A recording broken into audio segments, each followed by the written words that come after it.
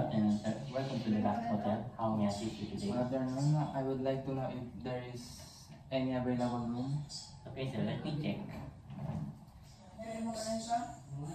We currently have a standard room and deluxe room available. Would you like to hear our details, sir? Sure, please.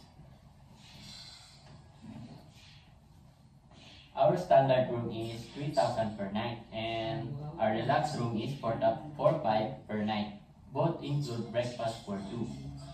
I'll go with the deluxe room. Okay, sir. Okay, great choice, sir. May I have please your valid ID registration? Yes. Thank you, sir. Can you fill out this form, and for your room number 108, check out the time and 12 noon. You need to anything else, sir? May I contact and by dialing 0, dialing 112, and from the room phones.